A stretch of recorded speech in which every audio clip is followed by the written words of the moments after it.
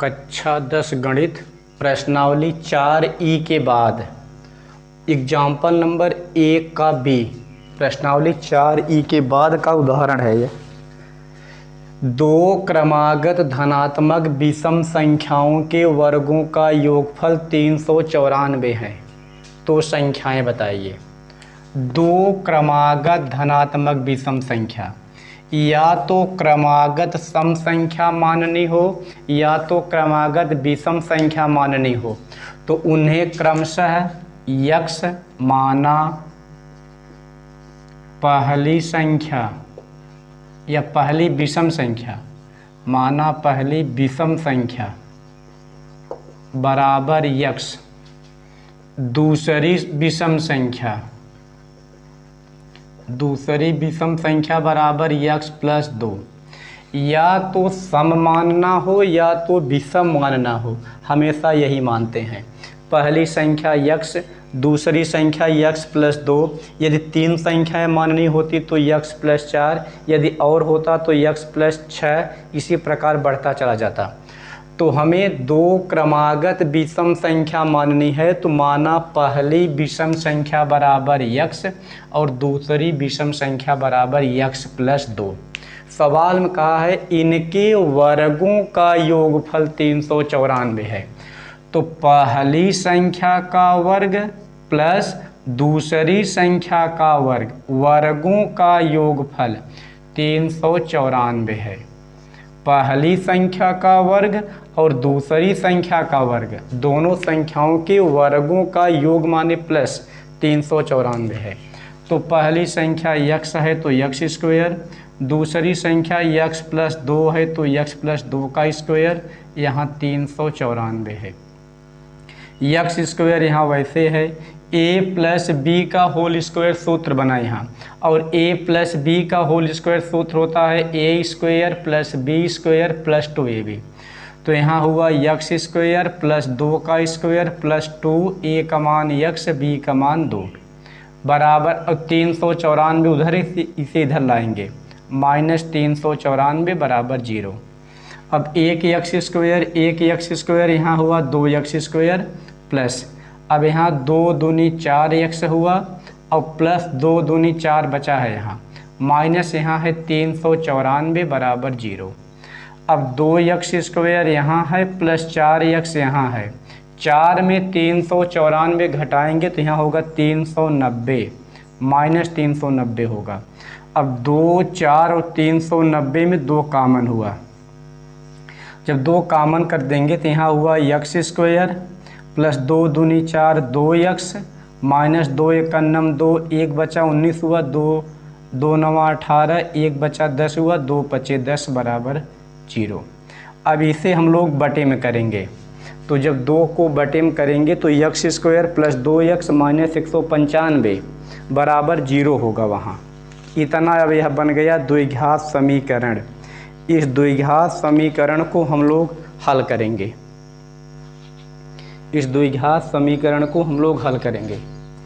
तो इसे गुणा वाला बटे में करेंगे तो यहाँ हुआ यक्ष स्क्वायर प्लस 2 यक्ष माइनस 195 बराबर 0, और 2 वाला बटे में करेंगे 2 होगा, यहाँ 2 0 0।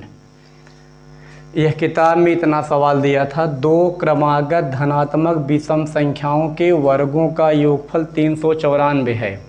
तो हम लोग मान लिए, माना पहली विषम संख्या बराबर यक्ष, दूसरी विषम संख्या बराबर यक्ष प्लस 2। या तो सम मानना हो या तो विषम मानना हो, हमेशा यही मानते हैं, क्योंकि प्रत्येक सम संख्या और प्रत्येक विषम संख्या 2 जोड़ने के बाद ही आती है।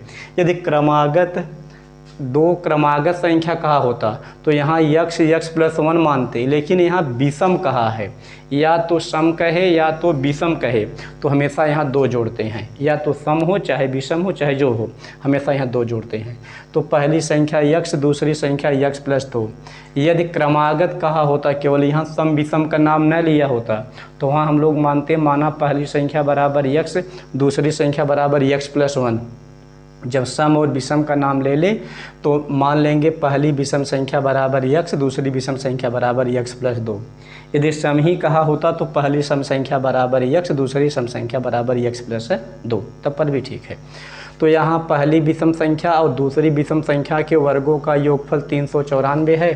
तो यहाँ यक्स स्क्वायर हुआ, यहाँ यक्स प्लस 2 का होल स्क्वायर हुआ, x square a plus B का whole square, a square plus B square plus 2ab, इधर लाएंगे तो माइनस 394 होगा।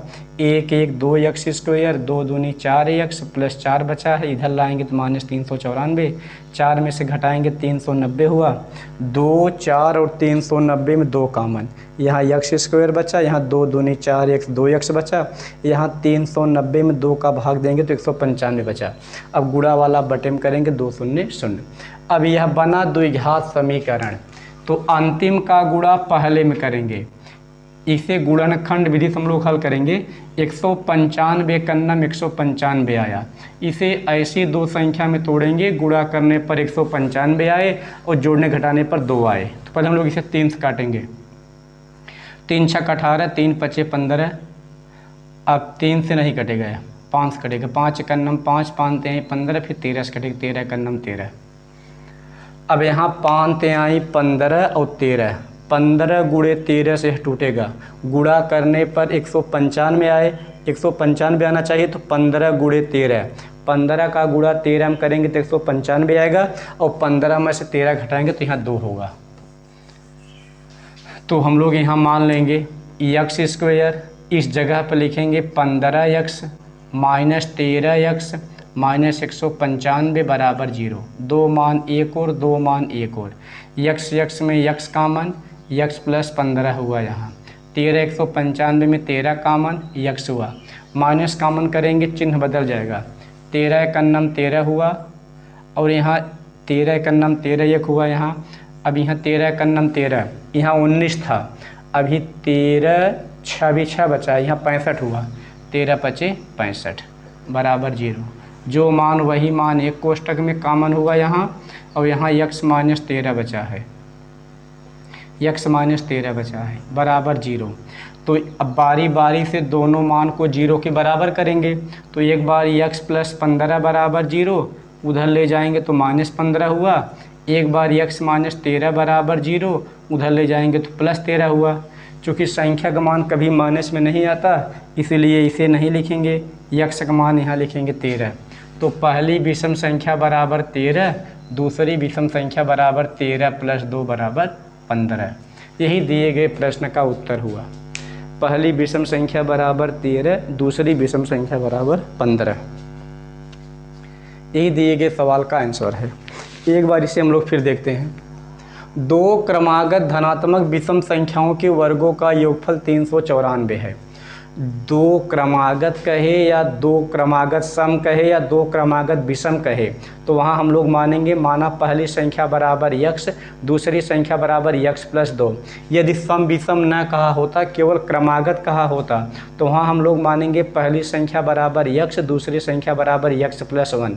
लेकिन जब क्रमागत सम या विषम कह दे सवाल में, तो वहाँ पहली संख्या यक्स, दूसरी संख्या यक्स प्लस 2 मानते हैं।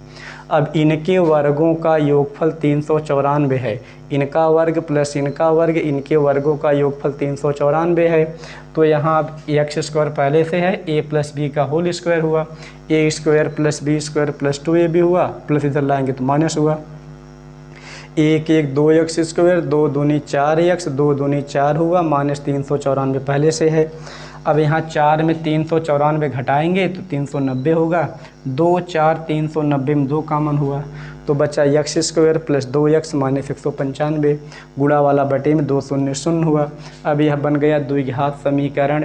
इस द्विघात समीकरण को हम लोग गुणनखंड विधि से हल कर रहे हैं। तो गुणनखंड विधि से हल करने का नियम है, अंतिम का गुणा पहले में करेंगे। 195 का नम 195, गुणा करने पर 195 आना चाहिए, जोड़ने घटाने पर 2x आना चाहिए। तो 15 गुणे 13 का गुणा करेंगे तो गुणा करने पर 195 आएगा, और 15 में से 13 घटाएंगे तो यहाँ 2 होगा। अब 2 मान एक और कर लिए हैं, फिर 2 मान एक और कर लिए हैं, यक्स यक्स में यक्स कामन, यक्स प्लस 15, 13 195 में 13 कामन, यक्स प्लस 15 हुआ, माइनस कामन करेंगे चिन्ह बदल जाएगा यहाँ। अब यक्स प्लस 15 यहाँ, यक्स प्लस 15 यहाँ कामन कर लिए हैं, तो यक्स माइनस 13 बचा है। अब बारी बारी से दोनों शून्य के बराबर मानकर हल करेंगे। तो यक्स बराबर प्लस उधर ले जाएंगे तो माइनस हुआ, यक्स बराबर -15 आया। संख्याएं कभी माइनस में नहीं मानी जाती, इसलिए इसे हटा देंगे। उधर ले जाएंगे तो प्लस हुआ, यक्स का मान 13 आया। अब पहली संख्या हम लोग माने हैं यक्स, तो यक्स का मान 13। दूसरी संख्या माने हैं यक्स प्लस 2, तो 13 + 2 = 15। यदि सवाल में यहाँ सम कहा होता तब यहाँ सम उत्तर आता, यहाँ भी सम में 2 जोड़ते तब पर भी वह मान सम ही आता। सम कहेगा तो उत्तर सम होगा, विषम कहेगा तो उत्तर हमेशा विषम होगा। पहली संख्या हमेशा यक्स मानते हैं, दूसरी यक्स प्लस 2 मानते हैं। तीसरी होती तो यहाँ यक्स प्लस 4, चौथी होती तो यक्स प्लस 6, इसी प्रकार बढ़ता चला जाता यदि सम विषम कहे तो। एग्जाम्पल नंबर 4 ई के बाद 1 का बी था। हम लोग देखते हैं एग्जाम्पल 1 का सी।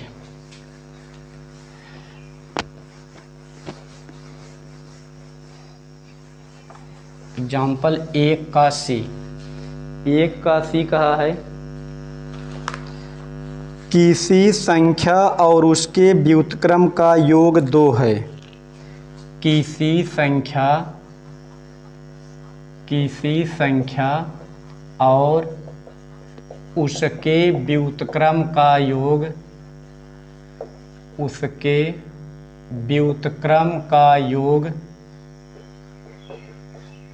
व्युत्क्रम का योग 2 है। तो संख्या बताइए, तो संख्या बताना है। किसी संख्या और उसके व्युत्क्रम का योग 2 है, तो संख्या बताइए। इसे हम लोग देखेंगे, किसी संख्या और उसके व्युत्क्रम माने उल्टा। पहले हम लोग देखते हैं व्युत्क्रम क्या होता है। व्युत्क्रम 2 प्रकार के होते हैं। व्युत्क्रम 2 प्रकार के होते हैं। व्युत्क्रम मतलब उल्टा, व्युत्क्रम 2 होते हैं। एक होता है योज्य व्युत्क्रम या योज्य प्रतिलोम, एक होता है गुणन व्युत्क्रम या गुणन। यदि +a कहा है तो इसका योज्य -a होगा। यदि -20 है तो इसका योज्य माइनस प्लस होगा, मतलब माइनस का गुणा कर देंगे। योज्य वाले सवाल में माइनस का गुणा कर देंगे। यदि गुणन में है या केवल व्युत्क्रम का है, योज्य कुछ ये नहीं कहा तो इसे हम लोग गुणन मानते हैं। यदि गुणन में है तो 3 का व्युत्क्रम यहाँ मानेंगे 1, इसका होगा 1/3, और 2/3 है तो इसका होगा 3/2। यदि व्युत्क्रम हो या गुणन व्युत्क्रम हो, दोनों एक ही मतलब है। अंश का हर में कर देंगे, हर का अंश में कर देंगे, यही गुणन व्युत्क्रम या केवल व्युत्क्रम है। और यदि योज्य व्युत्क्रम कहे तो वहाँ हमेशा माइनस का गुणा करते हैं। यदि प्लस है तो माइनस बना देते हैं, माइनस है तो प्लस बना देते हैं। यह रहा इसका योज्य व्युत्क्रम और गुणन व्युत्क्रम। तो यहाँ न तो योज्य कहा है न तो गुणन कहा है। यदि किसी का नाम न लिया हो तो हमेशा गुणन मानते हैं, यदि योज्य न कहा हो तो हमेशा गुणन मानते हैं। किसी संख्या माना संख्या बराबर यक्स और उसके व्युत्क्रम संख्या, व्युत्क्रम मतलब उल्टी संख्या, बराबर 1/x। किसी संख्या और उसके व्युत्क्रम माने 1/x का योग 2 है। इन दोनों को जोड़ेंगे तो इसका मान 2 आना चाहिए, ऐसा किताब में कहा है। एक संख्या यक्स हम लोग माने हैं। अब इसका जब व्युत्क्रम करेंगे तो ऊपर वाला नीचे वाला ऊपर होगा, ऊपर वाला नीचे होगा, यह व्युत्क्रम संख्या है।